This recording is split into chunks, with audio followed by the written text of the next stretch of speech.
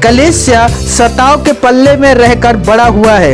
यीशु के पीछे चलने वाले कभी भी डरते नहीं हैं, वो डरपोक नहीं होते हैं। हम सभी जो खुदा के पीछे चलते हैं, हमें पता होता है कि हम यीशु के साथ चल रहे हैं और हमारे साथ बुरा बर्ताव किया जाएगा। जैसे कि हमने अभी पढ़ा मत्ती 10:22 में, मेरे नाम के कारण सारे जाति के लोग तुमसे बैर करेंगे। हालेलुया।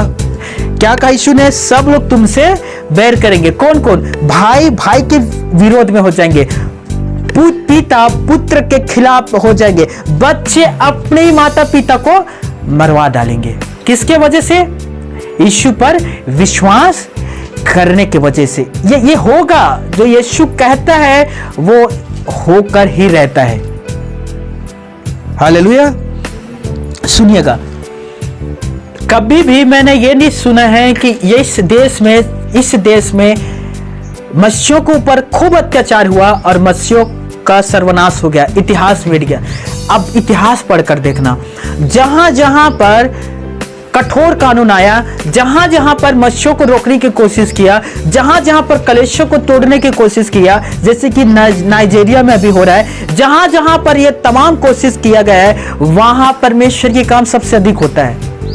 वहां पवित्र आत्मा 4 गुना अधिक काम करते हैं। जिस जगहों पर ज्यादा सताव होता है, वहीं सबसे ज्यादा आत्मा बचाए जाते हैं। जहां सबसे ज्यादा कलीसिया तोड़े जाते हैं, वहां दुगना उससे कलीसिया बनाए जाते हैं। क्योंकि याद रखना, शहीदों का लहू कलीसिया के बीज है, और जहां लहू बहा वहां कलीसिया स्थापित होकर ही रहता है, रुकता नहीं है। इतिहास आज भी चिल्ला चिल्ला कर कहता है, और इन तमाम लोगों से कहता है, प्रभु की राज्य कभी रुका नहीं है, वरन प्रभु के राज्य निरंतर बढ़ता है। हालेलुया।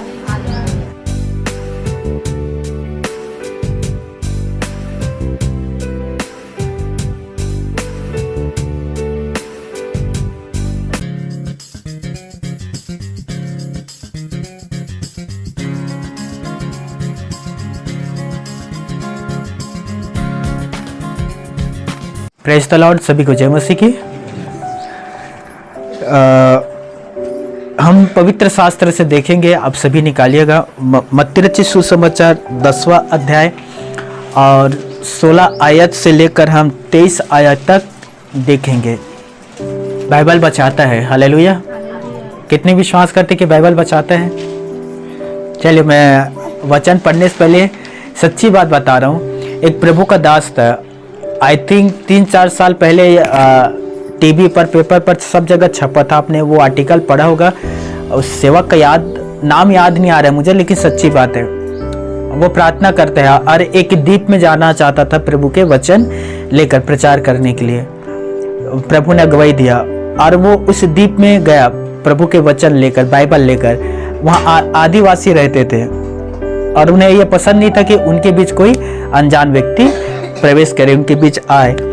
जब यह बात आदिवासियों को पता चला कि हमारे द्वीप में एक व्यक्ति आया हुआ है, आदिवासी जाता है, और इससे पहले कि पास्टर उनसे बात करता, उसके हाथ में एक भाला था और वो भाला फेंक कर उस पास्टर को मारता है, और उस पास्टर के हाथ में बाइबल था और उसी बाइबल में वो भाला बजता है और पास्टर बच जाता है। ये सच्ची बात है दोस्तों। तो याद रखिए, आप अपनी बाइबल को अपने हाथ में रखा करें। बहुत बार परमेश्वर हमसे बात करता है वचन के द्वारा, और यदि हमारे हाथ में बाइबल नहीं है तो फिर हम कैसे समझ पाएंगे कि ये परमेश्वर की आवाज़ है या शैतान की आवाज़ है? इसीलिए अपने हथियार अपने साथ में रखा करें। हालेलुया। मैं जहाँ भी जाता हूँ, मैं अपने बाइबल अपने साथ लेकर जाता हूँ। समझ में आ रहा है? कहीं भी जाऊँ मैं अपने बाइबल को लेकर ही जाता हूँ। तो मैं निवेदन करता हूँ, विशेष करके इस स्थान पर जब आप आते हैं, चर्चा जब आते हैं, आप अपनी बाइबल लेकर आया करें। सभी निकालिए मत्ती रचित सुसमाचार 10वां अध्याय 16 आयत से लेकर हम 23 आयत तक देखेंगे। बाइबल कहता है, देखो मैं तुम्हें भेड़ों के समान भेड़ियों के बीच में भेजता हूँ, इसलिए सांपों के समान बुद्धिमान और कबूतरों के समान भोले बनो। 17 पद, परंतु लोगों से सावधान रहो, क्योंकि वे तुम्हें महासभाओं में सौंपेंगे और अपनी पंचायतों में तुम्हें कोड़े मारेंगे। 18 पद, तुम मेरे लिए हाकिमों और राजाओं के सामने उन पर और अन्य जातियों पर गवाह होने के लिए पहुंचाए जाओगे। 19 पद, जब वे तुम्हें पकड़ेंगे तो यह न चिंता करना कि हम किस रीति से क्या कहेंगे, क्योंकि जो कुछ तुम को कहना होगा वह उसी घड़ी तुम्हें बता दिया जाएगा। 20 पद, क्योंकि बोलने वाला तुम नहीं हो, परंतु तुम्हारे पिता का आत्मा तुम में बोलता है। 21 पद, भाई भाई को और पिता पुत्र को घात करने के लिए सौंपेंगे और बच्चे माता पिता के विरुद्ध में उठकर उन्हें मरवा डालेंगे। 22, मेरे नाम के कारण सब जाति के लोग तुमसे बैर करेंगे, पर जो अंत तक धीरज धरे रहेगा उसी का उद्धार होगा। 23 पद, जब वे तुम्हें एक नगर में सताए तो दूसरे को भाग जाना। मैं तुमसे सच सच कहता हूँ, तुम इजराइल के सब नगरों में ना फिर चुकोगे कि मनुष्य का पुत्र आ जाएगा। आसमानी परमपिता परमेश्वर अपने पढ़े गए पवित्र वचन पर हम सभी को आशीष दे। हालेलुया। प्रभु यीशु मसीह इन आयतों में कहता है और साफ साफ क्लियरली स्पष्ट रूप से कहा है, तुम मेरे लिए महासभाओं में, पंचायतों में, हाकिमों के पास और राजाओं के पास तुम पहुंचाए जाओगे। और अब आप देख पा रहे हैं कि ये जो यीशु मसीह ने भविष्यवाणी किया था आज हो रहा है। आज ऐसा एक भी विश्वासी नहीं है जिनके लिए पंचायत ना बैठाया जाए। ऐसा एक भी विश्वासी नहीं है जो हाकिमों के पास उसे लेकर ना पहुंचाया जाए। और यीशु ने कहा, जब तुम उस स्थानों पर पहुंचोगे, चिंता मत करना कि क्या कहना है, उसी घड़ी पवित्र आत्मा आपको बता देगा कि आपको क्या जवाब देना है। हालेलुया। बोलने वाले आप नहीं होंगे, बोलने वाले परमेश्वर की पवित्र आत्मा होगा। इसीलिए यीशु ने कहा वहां तुम पहुंचाओ जाओगे, क्योंकि वहां तुम्हें पहुंचकर क्या करना है, यीशु की गवाहियों को देना है। हालेलुया। बाइबल बताती है कि इतिहास में कुछ ऐसे राजाओं का उल्लेख मिलता है जिन्होंने आज्ञा पत्र, फरमान या मोहर जारी करके परमेश्वर के लोगों को नाश करने या सताने का आदेश दिया, जैसे कि अभी वर्तमान में हो रहा है। मैं अच्छी बात बता रहा हूं, सुनिए। यह ना समझना कि यह कठोर व्यवस्था हमारे लिए लाया गया है। इससे पहले भी कठोर व्यवस्था आ चुका है इतिहास में। यह कभी ना समझना है कि हमारे साथ ही ये सब चीज हो रहा है, नहीं, पहले भी हुआ है। अच्छी बात यह है कि हमने प्रयास किया, अच्छी बात यह है कि हमने उपवास में प्रार्थना किया, अच्छी बात यह है कि हम पीठ नहीं देखा है, अच्छी बात यह है कि जितना संभव प्रयास हमसे हो सकता था एक विश्वासी के नाते हमने वो प्रयास किया। हालेलुया। जब हम सभी राज्यपाल को साइन करके भेज रहे थे लेटर स्पीड पोस्ट के द्वारा, हमारे चर्च के लगभग कुछ को छोड़कर सभी ने साइन किया और अपना सहमत, एकता, भाईचारा प्रकट किया। मुझे बहुत अच्छा लगा। जैसे कि सरकारी कर्मचारी है, उन्होंने भी साइन किया, खेत में काम करने वाले उन्होंने भी साइन किया, स्कूल जाने वाले, कॉलेज पढ़ने वाले बच्चों ने भी साइन किया और कहा कि ये कठोर कानून हमें नहीं पसंद है। मुझे अच्छा लगा। पर मैं देख रहा था कुछ कुछ विश्वासी है वो अपना पलड़ा झाड़ रहा था और मैं देख रहा था, मेरे नजर चारों तरफ रहता है ना। ऐसा कभी ना समझना कि मैं नहीं देख रहा हूं, मैं देख रहा था। कुछ कुछ विश्वासी साइन कर रहे थे और कुछ विश्वासी चुपचाप उठकर भाग रहे थे, जैसे हम उससे कह रहे हैं कि आप साइन करो, आपको फांसी में चढ़ाना है। उससे हम कह रहे हैं कि आप साइन करो, आपको कुएं पर हम धकेलने जा रहे हैं। समझना। मैं देख रहा था, चुपचाप खड़ा हुआ और चुपचाप वो निकल रहा था, जैसे कि हम उसे नहीं देख रहे हैं। एक दिन जब हमारा लेखा होगा, हम खुश रहेंगे कि प्रभु हमसे जो बन पाता था हमने किया प्रार्थना के द्वारा। हालेलुया। इन भाई लोग क्या जवाब देंगे, बताइए क्या जवाब देंगे दोस्तों? ये बहन लोग क्या जवाब देंगे जब खुदा के पास जाएंगे? तो एफेसो 6 अध्याय 12 पद, हमारा मल युद्ध लड़ाई किसी इंसान से नहीं है न हाकिमों से है। हमारा लड़ाई किससे? शैतान और उससे जो आकाश में रहता है, दुष्ट आत्माओं से है। हालेलुया। इंसान से लड़ाई नहीं है। हालेलुया।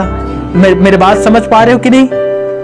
हमें खुशी है कि हमने कम से कम प्रयास किया। हमें खुशी है कि हमने प्रभु के लिए आगे आए और हमने उन तमाम लाखों विश्वासी के साथ कहे कि हम आपके साथ खड़े हुए हैं। हालेलुया।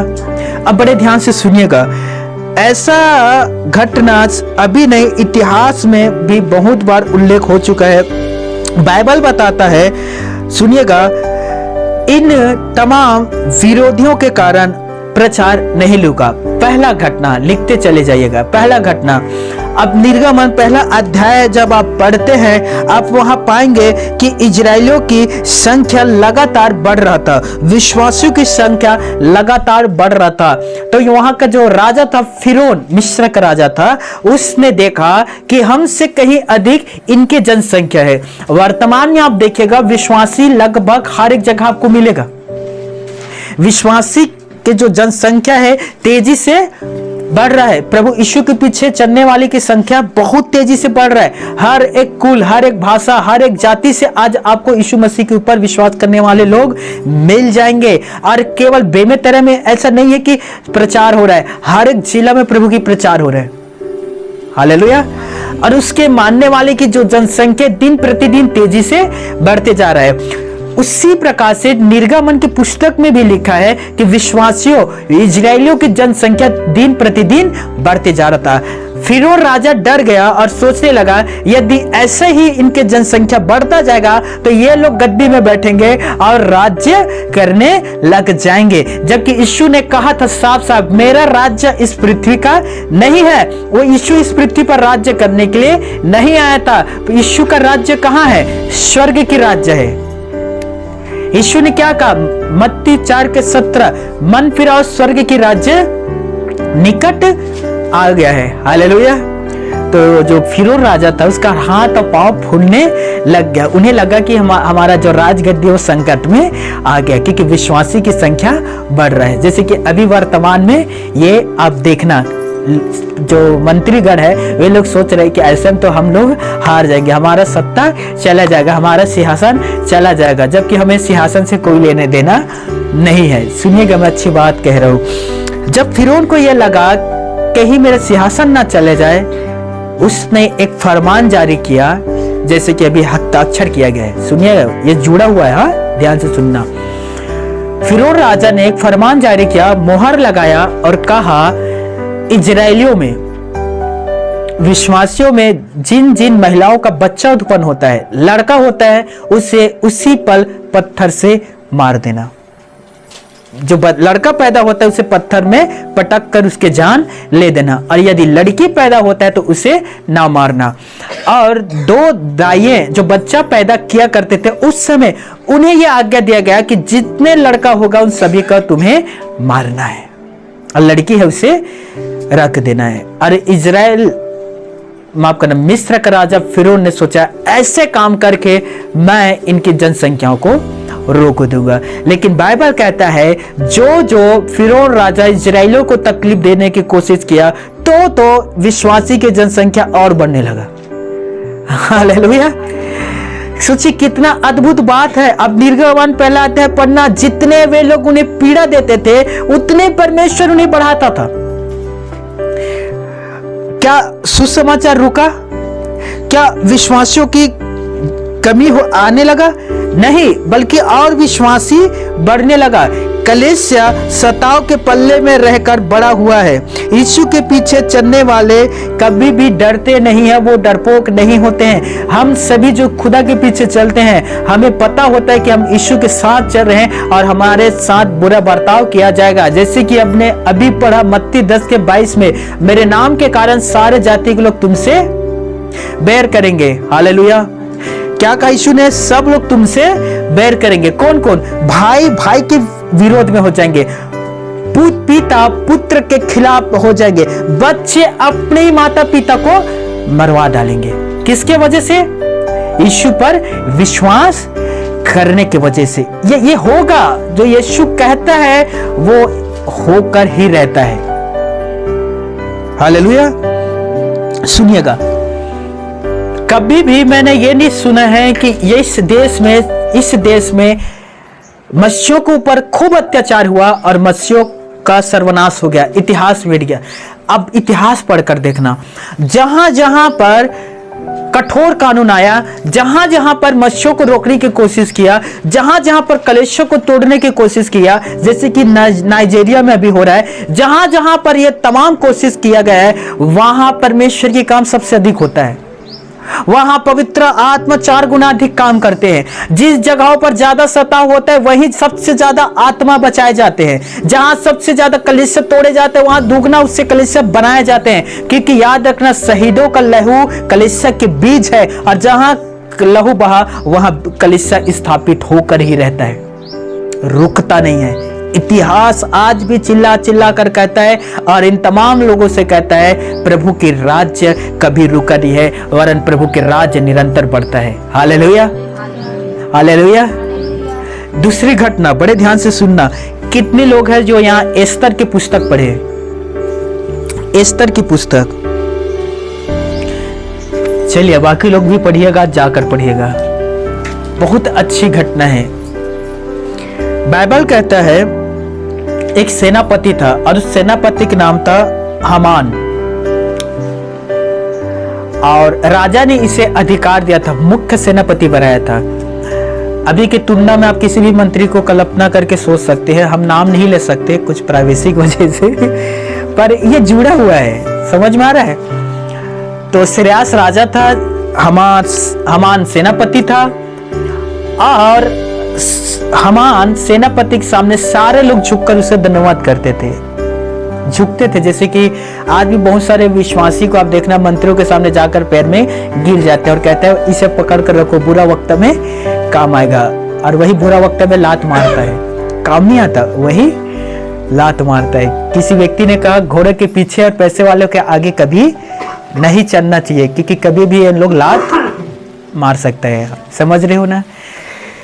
सेनापति हामान के सामने सब लोग झुकते थे, सब लोग उसे धन्यवाद करते थे, सलाम करते थे, उसकी वाहवाही किया करते थे, आप अच्छे सेनापति, आपने ये किया, आपने वो किया, और सबको लगता था कि इसके द्वारा हम बहुत कुछ हासिल कर सकते हैं, जैसे वर्तमान में लोग करते हैं। सुनिए, ये सच्ची बात है।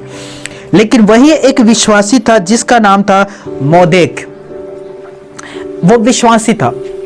मोदेक जो है वो हामान को धन्यवाद नहीं करता था, उसके सामने सिर अपना नहीं झुकाता था, और इस बात को लेकर हामान खफा रहता था, नाराज रहता था, और कहता था सब मुझे धन्यवाद करते हैं लेकिन ये मोदेक जो है मुझे धन्यवाद नहीं करता।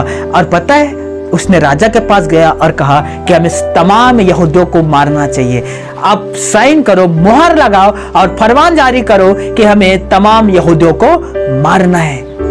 और सिरयास राजा ने साइन कर दिया, मोहर लगा दिया, जैसे कि अभी साइन किया गया है, ये जुड़ा हुआ है। सुनिए, जब यह बात रानी एस्तर को पता चलता है, वो विश्वासी बहन थी, एस्तर को यह बात पता चलता है, एस्तर ने सारे यहूदियों के पास एक संदेश भेजा और सारे यहूदियों से कहा कि सुनो, 3 दिन तक किसी के घर में चूल्हा नहीं जलेगा, 3 दिन तक कोई भी खाना नहीं खाएगा, 3 दिन तक कोई भी किसी भी प्रकार के भोजन या पानी से तृप्त अपने आप को या दाख मधु से तृप्त अपने आप को नहीं करेगा। 3 दिन तक हम उपवास के साथ परमेश्वर के पास जाएंगे और 3 दिन तक हम उपासना में रहेंगे कि परमेश्वर हमारी प्रार्थना और उपवास को देखे, राजा के मन को बदले और हम मारे ना जाए पर परमेश्वर के अनुग्रह से हम बचाए जाए। ये सच्ची बात है दोस्तों। सारे विश्वासी 3 दिनों तक उपवास में थे, 3 दिनों तक वे आंसू बहा रहे थे, 3 दिनों तक वो परमेश्वर के साथ प्रार्थना कर रहे थे और कह रहे थे कि परमेश्वर हमें बचाइए और अद्भुत हमारे लिए कार्य को करें। एक सनकी की वजह से, सोचिए, एक सनकी की वजह से, सेनापति की वजह से सारे यहूदी मारे जाने वाले थे। मैं क्या कह रहा हूं दोस्तों, ये एस्तर की जब आप पुस्तक पढ़ेंगे स्वयं जुड़ा हुआ है अभी के वर्तमान के समय और उस समय के समय जुड़ा हुआ है। मोहर में मोहर लगा दिया गया था, जैसे भी हस्ताक्षर कर दिया गया है, लेकिन विश्वासी पीछे नहीं हटे, विश्वासियों ने हार नहीं माना, वे लगे रहे उपवास और प्रार्थना में। और पता है बाइबल क्या कहता है, हामान ने मोदेक को मारने के लिए, राजा से वाहवाही पाने के लिए 15 हाथ ऊपर एक खंभा गड़िया था, 15 हाथ का खंभा, कि मोदेक को कल सुबह में उसमें जिंदा फांसी पर चढ़ा दूंगा। सच्ची बात है। और हामान राजा के पास जाकर कहता है, राजा यदि कोई तुम्हारी प्रशंसा करे, तुम्हारी आज्ञा का पालन करे, तुम्हारे बताए हुए नियमों पर चले, तुम्हारी प्रजा की देखरेख करे, राजा आप उसे क्या इनाम दोगे? राजा कहता है, मैं उसे मन चाहा इनाम दूंगा, अच्छा वस्त्र दूंगा, अच्छा शस्त्र दूंगा और उसके नाम उपाधि को ऊंचा करूंगा। मोदे समझना सच्ची बात है, हामान को लगा ये सब मुझे मिलने वाला है। हालेलुया। जब राजा श्रेयास को बात पता चला कि मोदेक इसके पाने के योग्य है, मोदेक को वो सारा पद प्रतिष्ठा मिला, और हामान जिसने सोचा था कि मैं मोदेक को उसमें चढ़ा दूंगा, अगले दिन हामान उसी पर लटका हुआ था, फांसी पर चढ़ा हुआ। हालेलुया। परमेश्वर ने विश्वासियों की प्रार्थना को सुना, परमेश्वर ने विश्वासी की उपासना को देखा, परमेश्वर ने विश्वासी के आंख के आंसू को पोंछा। इतिहास आज भी चिल्ला चिल्ला कर कहता है, विश्वासियों डरने की जरूरत नहीं है, खुदा पर विश्वास रखे, वो प्रार्थना के उत्तर देने वाला परमेश्वर है। हालेलुया। वो राजा के मन को परिवर्तन करने वाला परमेश्वर है। और यीशु ने कहा, तुम्हारे सिर के एक बाल भी कोई बांका नहीं कर सकता। हालेलुया। खुदा की नजर अपने विश्वासियों के ऊपर बना रहता है। क्या हम डर रहे हैं? मैं आपसे पूछना चाहता हूं, क्या हम डर रहे हैं? मैं जानता हूं आप लोग डर नहीं रहे हैं, डरते तो आज यहां नहीं आते। समझ में आ रहे? क्यों डरना? बाइबल में बार बार यीशु ने कहा, जैसे कि एक उदाहरण है, यशायाह 41:10, मत डर मैं तेरे साथ हूं, इधर उधर मत ताक मैं तेरा परमेश्वर हूं, मैं तुझे दृढ़ करूंगा, अपने दाहिने हाथ बढ़ाकर मैं तुझे थामे रखूंगा, बचा लूंगा, मत डर क्योंकि मैं तेरे साथ हूं। हम क्यों डरे दोस्तों? बताइए। यीशु ने कहा मत्ती 10:28 में, मनुष्यों से मत डरना जो तुम्हारे शरीर को घात करता है, यदि डरना तो ईश्वर से डरो जो तुम्हारे शरीर और आत्मा दोनों को घात कर सकता है। हालेलुया। मैं थोड़ा 5 मिनट इस विषय पर प्रचार करना चाहता हूं। देखिए, बाइबल कहता है कि खुदा ने हमें डर की आत्मा नहीं दिया। अपने आप को परखो, क्या हम डरने वाले हैं? क्या हम डर रहे हैं? क्या हम डरपोक हैं? दूसरा तीमुथियुस 1:7 पद, परमेश्वर ने हमें डर के नहीं परंतु सामर्थ्य की आत्मा दिया है। प्रकाशित वाक्य 21:8, डरपोक परमेश्वर के राज्य में प्रवेश नहीं कर सकता, वो उस आग में, उस झील में डाला जाएगा जहां का आग और गंधक कभी नहीं मरता है। डरने की जरूरत नहीं है। परमेश्वर पिता पर भरोसा रखिए, प्रार्थना करिए, परमेश्वर के साथ रहिए, निरंतर संगति करते रहिए। यदि चाहता है कि परमेश्वर आपको अपनी महिमा के लिए इस्तेमाल करे, तो याद रखिए बाइबल कहता है कि परमेश्वर अपनी महिमा कहीं भी करा सकता है। यदि परमेश्वर चाहता है कि इस कठिन कठोर कानून के समय आप उसकी महिमा करें, तो आप अपने आप को रेडी रखें, तैयार रखें। हम जहां भी रहेंगे हम वहां प्रभु की महिमा करेंगे। हालेलुया। हम जिस भी परिस्थिति हालात में रहेंगे हम प्रभु की महिमा करेंगे। आमीन। हालेलुया। मैं अभी एक न्यूज़ पढ़ रहा था, रायपुर की घटना है। एक लड़का था जिसका दोनों किडनी खराब हो चुका था, दोनों किडनी खराब हो चुका था, कोई इलाज नहीं था।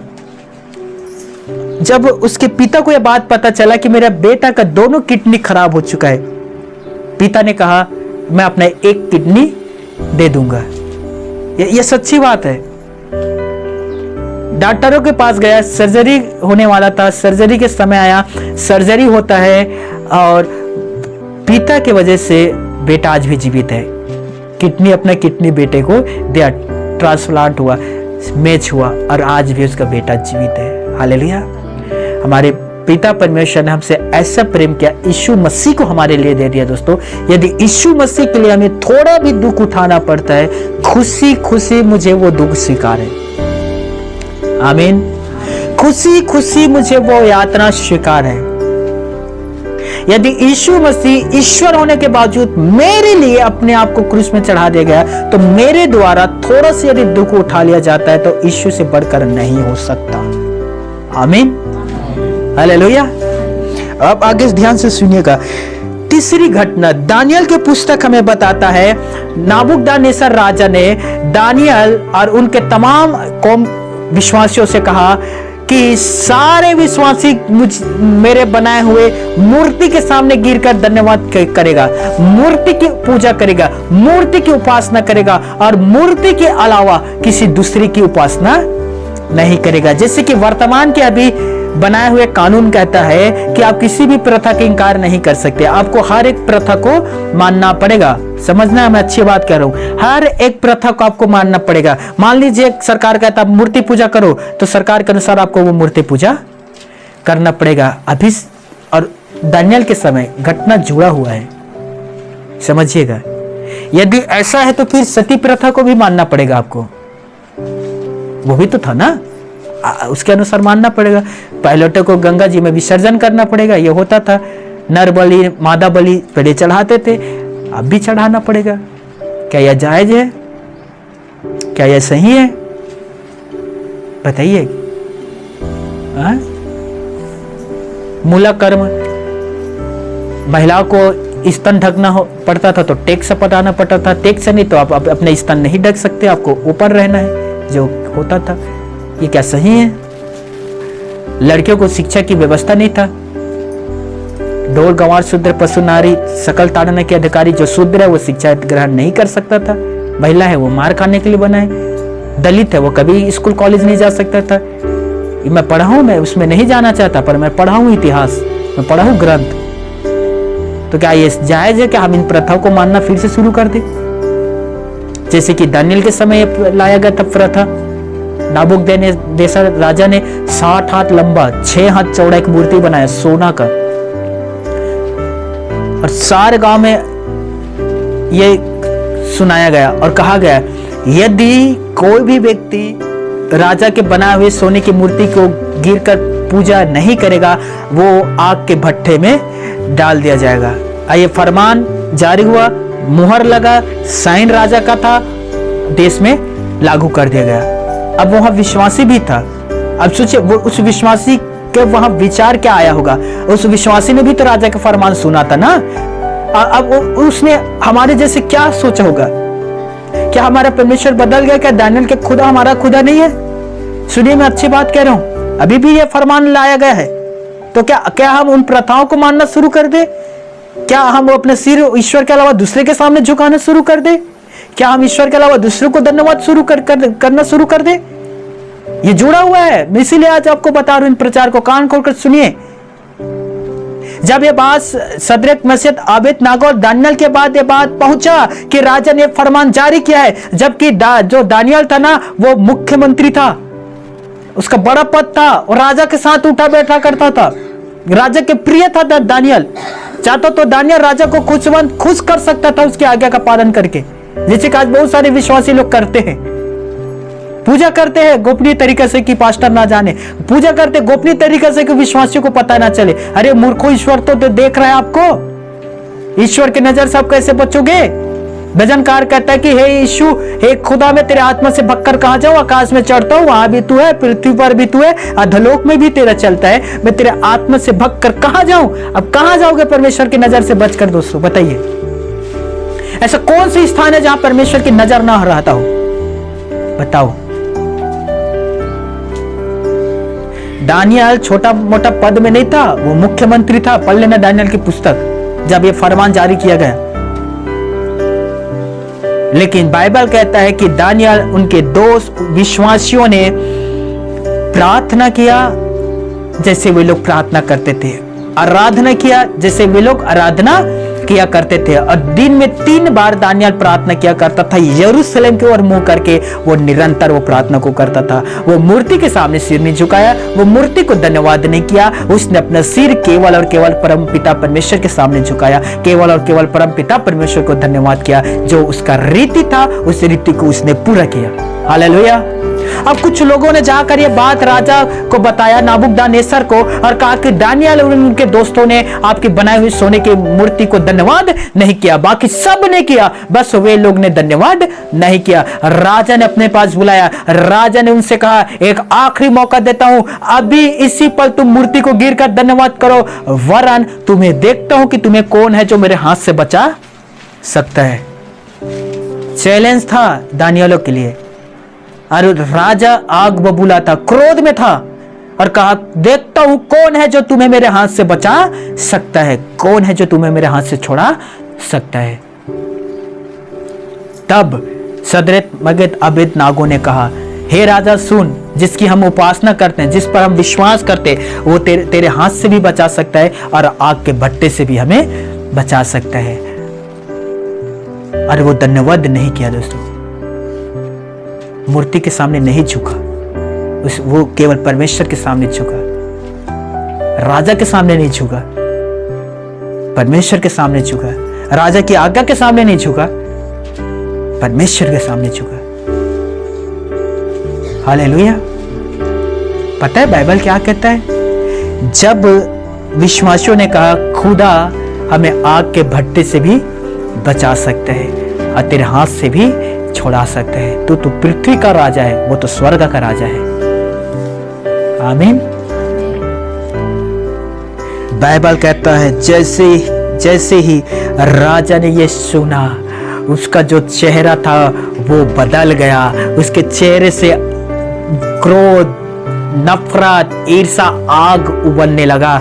राजा ने आज्ञा दिया और कहा जो आग के भट्टे उसे 7 गुना और अधिक ढका दो, 7 गुना अधिक उसे और तेज कर दो। और राजा ने कहा इन तीनों को, सदरक मेशक अबेदनगो को लपेटो, बांधो और आग के भट्टे में डाल दो। बाइबल कहता है राजा के आज्ञा के अनुसार उन्हें विश्वासी को लपेटा गया, आग के भट्टे में डाला गया, और जिन लोगों ने उसे आग के भट्टे में डाला गया वे पहले झुलस के मर गए। सोचिए इतना तेज आग था। थोड़ा देर के बाद राजा ने मंत्रियों से कहा क्या हमने 3 लोगों को आग के भट्टे में नहीं डाला था? मंत्रियों ने कहा हाँ हमने 3 को आग के भट्टे में डाला था। तब राजा कहता है पर मुझे 4 लोग क्यों दिखाई दे रहे हैं? ये सच्ची बात है। मंत्रियों ने कहा राजा आपको ही 4 लोग दिखाई नहीं दे रहा है, मुझे भी 4 लोग दिखाई दे रहा है, और चौथा जो स्वरूप है वो परमेश्वर के पुत्र के सदृश है। Hallelujah, hallelujah. चौथा व्यक्ति कौन था? वहां प्रभु यीशु मसीह वहां पहुंच गया था। उन तीनों के बीच में चौथा यीशु मसीह था। और बाइबल कहता है उस आग से ना तो सदरक, ना मेशक, ना अबेदनगो किसी के एक सिर के एक बाल भी नहीं जला था दोस्तों। हालेलुया। सोचना समझना 2 मिनट के लिए, यदि राजा के फरमान के अनुसार सदरक, मेशक, अबेदनगो तीनों के तीनों उस सोने के बनाई हुई मूर्ति के सामने धन्यवाद करता, उस मूर्ति के सामने झुक जाता, तो बताइए क्या वो परमेश्वर के सामने आ सकता? क्या वो परमेश्वर से अपना रिश्ता सही कर सकता? क्या वो परमेश्वर को अपना चेहरा दिखा सकता? उनके लिए क्या मायने रखता था? उनके लिए प्राथमिकता क्या था दोस्तों? परमेश्वर। उनके लिए क्या था? हालेलुया, परमेश्वर। इसलिए मैं आप सभी से कहना चाहता हूं दोस्तों, एक विश्वासी के लिए ईश्वर से बढ़कर कोई नहीं होता। मेरे लिए मेरा परम पिता परमेश्वर प्रथम स्थान पर है, था और हमेशा रहेगा। हालेलुया। एक बार एक लेटर बनाया गया मेरे लिए, ये सच्ची बात है। एसडीएम ऑफिस से मेरे पास एक नोटिस आया और मुझे सुबह लगभग 9 या 10 बजे मुझे बुलाया गया एसडीएम ऑफिस में, और मैं तैयार हुआ, मैं एसडीएम ऑफिस में चला गया। और मेरे जाने से पहले एक लेटर तैयार किया गया था, टाइपिंग करवा कर मैं गया, और मुझे एक लेटर दिया गया और मुझसे कहा गया कि यहाँ नीचे में आप साइन कर दो, यहाँ साइन कर दीजिए। मैंने कहा 1 मिनट मुझे पढ़ने दो। और मैं जब पढ़ना शुरू किया तो उसमें लिखा था श्री अगेश्वर वर्मा अपने इच्छा के अनुसार मैं आज से यीशु मसीह का प्रचार प्रसार नहीं करूँगा और आज से मैं यीशु मसीह को त्यागता हूँ, एक लिखा हुआ था वहाँ। और मुझे कहा गया कि यहाँ साइन करो। मैंने कहा मैं तो साइन नहीं कर सकता, क्यों? क्योंकि मैं प्रभु यीशु मसीह के ऊपर विश्वास करता हूँ। तो उसने कहा आप साइन करो, आप आज़ाद हो जाएंगे, क्योंकि आपके नाम से कंप्लेंट आया है और आपके नाम से इतने सारे धारा आपके ऊपर लगाया गया है, तो आप एक साइन करो, इन तमाम धाराओं से आप आज़ाद हो जाओगे, वरन ये सब धारा आपके ऊपर लगेगा और आपको बार बार पेशी में आना पड़ेगा और हो सकता है आपको जेल भी जाना पड़ सकता है। मैंने कहा जो करना है वो करो, पर मैं यीशु का प्रचार और प्रसार बंद नहीं कर सकता। हालेलुया। मेरी बात समझना। दूसरे दिन फिर मुझे बुलाया और वे लोग चाह रहे थे कि मैं इसके हिम्मत को तोड़ दूं। इसे मैं उन लोग चाह रहे थे कि इसे इतने बार मैं बुलाऊं कि ये अपने आप में टूट जाए और साइन कर दे। मैंने कहा जो करना है वो काम कर लो, लेकिन मैं प्रचार और प्रसार बंद नहीं करूंगा। Hallelujah, hallelujah. और आज भी मैं उस वचन पर, अपने शब्दों पर मैं कायम हूं दोस्तों। इसीलिए मेरे प्रियो, कभी घबराना मत। ये एक बार नहीं है कि लेटर मेरे लिए आया, कितने लेटर आए। गांव में पंचायत हुआ, गांव में भी एक लेटर बनाया गया, वहां भी लिखा गया, मैंने वहां भी कहा कि मैं साइन नहीं करूंगा। हालेलुया। इसलिए यीशु मसीह ने क्या कहा, पंचायतों में भी तुम्हें सौंपे जाएंगे, वहां डरना मत, वहां मेरी गवाहियों को देना। आमीन। जब प्रभु यीशु मसीह का जन्म होता है और ये बात पता चलता है, ये आपने पढ़ा होगा ये कहानी, वहां भी एक आदेश दिया जाता है और कहा जाता है 2 साल से जितने छोटे बच्चे सभी को मार दिया जाए, राजा के द्वारा, हेरोदेस के द्वारा। 2 साल से छोटे बच्चों को मरवा दिया गया, लेकिन प्रभु यीशु मसीह बचाया गया। आमीन। प्रेरितों का काम 12 अध्याय। कलीसिया पर अत्याचार करना शुरू कर दिया गया और कलीसिया पर इस प्रकार से अत्याचार करने लगा कि सोचा कि इसके द्वारा विश्वासी लोग यीशु मसीह के मानना छोड़ देंगे। अब मैं अच्छी बात कहना चाहता हूं, मैं और निवेदन करता हूं, फोकस करिएगा आप सभी, हर एक। उत्तर कोरिया उन देशों में से एक है जहां मसीह होकर रहना सबसे ज्यादा कठिन है दोस्तों। बाइबल के साथ पकड़े जाने पर प्राण दंड या आजीवन की कारावास, राजनीतिक सजा दी जाती है। एक रिपोर्ट के अनुसार 50 से 70 हजार विश्वासी जेल के अंदर बंद है। उत्तर कोरिया की बात कर रहा हूं।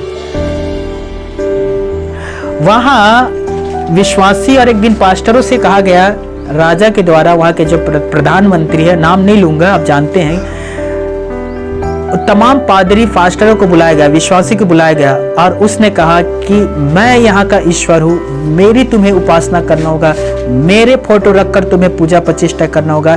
पास्टर और विश्वासियों ने कह दिया कि हम ईश्वर के अलावा किसी को नहीं मानेंगे। सच्ची बात है और मैंने इसे बुक में पढ़ा है। वहाँ के जो प्रधानमंत्री था, जो रोड वेलर होता है ना, रोडों को जो दबाते हैं, उसी में तमाम पास्टरों को कुचलवा दिए गए और लगभग 70 हजार विश्वासी आज भी जेल में बंद है। और वो 70 हजार विश्वासियों ने कह दिया कि ईश्वर के अलावा हम किसी की इबादत नहीं करेंगे और वो जेल में है। बाइबल कहता है प्रेरितों के काम 14 अध्याय 22 पद में, हमें बड़े क्लेश, बड़े दुख उठाकर परमेश्वर के राज्य में प्रवेश करना होगा। बड़े दुख उठाकर दोस्तों, यीशु मसीह दुख उठाकर ही परमेश्वर के राज्य में पहुंचा। यूहन्ना दुख उठाकर ही पहुंचा। याकूब का सिर धड़ से अलग कर दिया गया था, समझना। पौलुस जो था उसके सिर धड़ से अलग कर दिया गया था। पत्र जो था उसे उल्टा लटकाया गया था। ऐसे यूहन्ना को छोड़कर सभी का दर्दनाक मृत्यु उन्हें मिला गया था, लेकिन सभी ने कहा कि हम खुदा के साथ चलना पसंद करेंगे, संसार के साथ नहीं। हालेलुया। सऊदी अरब एक ऐसा मुस्लिम देश है जहां पर मसीहों का जीना मुश्किल है दोस्तों। पता है वहां के विश्वासी हमारे जैसे बैठकर आराधना नहीं कर सकते। एक बार 40 लोग बैठकर एक घर में आराधना कर रहा था। सूचना पुलिस को दिया गया। पुलिस के द्वारा ना जांच हुआ ना पड़ताल हुआ। 40 लोगों को पीटा गया और जेल में बंद कर दिया गया। आप वहां बाइबल नहीं रख सकते, वहां आप चर्च नहीं बना सकते, वहां क्रिसमस कार्ड भी आप नहीं दे सकते। एक क्रूस का चिन्ह हो तो उसे भी आप गला में नहीं लटका सकते सऊदी अरब में। फिर भी वहां ये विश्वासी है। सोचिए।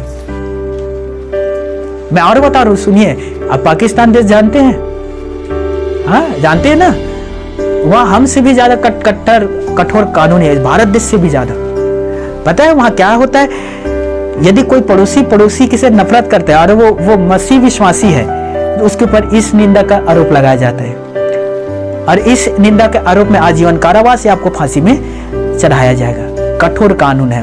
उसका अर्थ होता है, इस निंदा का अर्थ है मोहब्बत नबी का निंदा कर रहे हैं। और मोहब्बत को हम लोग सबसे ज्यादा मानते हैं, समझना। और वहां बहुत सारे विश्वासी के ऊपर इल्जाम लगाए जाते हैं बेमतलब के, जैसे छत्तीसगढ़ में, हमारे भारत देश में लगाए जाते हैं, धर्मांतरण करवा रहे, जबकि आज तक एक भी व्यक्ति, एक भी पास्टर नहीं है जो धर्मांतरण के केस में दोषी ठहराया गया हो, सब छूट जाते हैं। फिर भी ये केस बारंबार लगाया जाता है धर्मांतरण, जैसे पाकिस्तान में इस निंदा का दोष लगाए जाते हैं। पर पता है अच्छी बात क्या है, वहां भी मसीह के मानने वाले हैं, वहां बहुत सारे लोग हैं जो यीशु मसीह को मानते हैं, वहां भी बहुत सारे चर्च हैं। हालेलुया। तो हमें क्या सीखना चाहिए दोस्तों? बस धीरज धरो, प्रार्थना करो, परमेश्वर पर भरोसा रखो, संगति में बना रहो। शैतान डरा हुआ है, मैं आपको सच से बता रहा हूं क्यों ये सब चीजें हो रहा है, क्योंकि शैतान डरा हुआ है और शैतान जान रहा है कि बहुत ही समय कम बचा है, क्योंकि यीशु का दूसरा आगमन निकट है। इसीलिए वो ऐसे अपने लोगों को यूज कर रहा है कि कठोर इनके लिए व्यवस्था लेकर आए कि इन लोग यीशु मसीह को मानने से इनकार कर दे। हम वैसे कठोर व्यवस्था लाए कि यीशु को छोड़कर घर वापसी कर ले। हम ऐसी व्यवस्था लाए कि यह डर जाए और यीशु के साथ संगति ना करे। इसीलिए शैतान आपके शरीर को मोह नहीं है, शैतान को आपका शरीर नहीं चाहिए, शैतान को आपकी आत्मा चाहिए दोस्तों, ताकि आपकी आत्मा को वो चोरी करके अपने साथ नरक में लेकर चले जाए। क्योंकि प्रकाशित वाक्य 20:10 कहता है, शैतान झूठे भविष्यद्वक्ता और यीशु का इनकार करने वाले सब युगन युग उस पीड़ा में पाए जाएंगे जहां रोना और दांत पीसना होता है। इसीलिए शैतान अपने लोगों को इस्तेमाल कर रहा है कि मसीहों को हम विश्वास से भटका दें, मसीहों को यीशु के पीछे चलने से भटका दे, सही रास्ते से भटका दे। इसीलिए शैतान अपने पूरे ताकत के साथ प्रहार कर रहा है दोस्तों। आप विश्वासी हैं, आप सावधान हो जाइए। एक पत्री पढ़िए, पौलुस क्या कहता है, सुनिए। पौलुस का ये कहा हुआ शब्द है, 2 कुरिन्थियों 2 अध्याय 11वें पद। जल्दी से पढ़िए, हमारे पास समय की कमी है, जल्दी पढ़िए।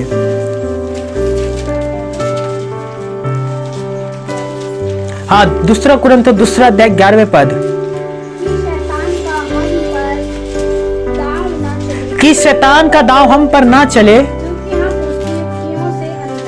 क्योंकि हम शैतान के रणनीति से अनजान नहीं है। हालेलुया। क्या हम शैतान के रणनीति से अनजान है? नहीं। क्या हम नहीं जानते कि उसने आदम हवा को कैसे भड़काया? हम जानते हैं। हम जानते कि आयुब का परीक्षा शैतान ने कैसे किया। हम जानते कि यीशु मसीह की परीक्षा उसने कैसे किया। हम जानते कि यहूदा इस्करियोती को कैसे भड़काया। हमें पता है कि शैतान कैसे रणनीति बनाता है। वो कब सबसे ज्यादा प्रहार करता है? जब उसे पता चलता है कि मैं हार गया, अब मैं जाने वाला हूं। इसीलिए वो आखिरी अटैक प्रहार करता है दोस्तों। इस समय हम कलेश के दिन में आ चुके हैं। खुदा का दूसरा आगमन निकट है और खुदा का जैसे दूसरा आगमन होगा फिर महाकलेश आरंभ हो जाएगा। हालेलुया। सुनिएगा, मैं अच्छी बात कह रहा हूं। अति का एक दिन अंत जरूर होता है। अंतिम निर्णय परमेश्वर का होता है। इतिहास आज भी चिल्ला चिल्ला कर गवाही दे रहा है। फिरौन राजा ने इजराइलों को मारने की कोशिश किया, लेकिन खुद फिरौन राजा मारा गया। नीरो जो राजा था रोम का, उसने पौलुस का सिर धड़ से अलग किया, रोम में आग लगाया, मसीहों के विरुद्ध गया और पूरे मसीहों को जेल में बंद कर रहा था, पूरे मसीहों को। लेकिन आखिरी में नीरो जो था वो पागल हो गया, अब खुद को मार लिया। हिटलर के बारे में आप जानते होंगे, जो 60 लाख यहूदियों को मारा था, आखिरी में उसने गन लिया और अपने ही आप को मार दिया। इतिहास गवाह है। चाहे आप साउल के विषय में पढ़ लीजिए, नाबूकदनेस्सर राजा के बारे में पढ़ लीजिए, चाहे आप सिरियास राजा के बारे में पढ़ लीजिए इत्यादि।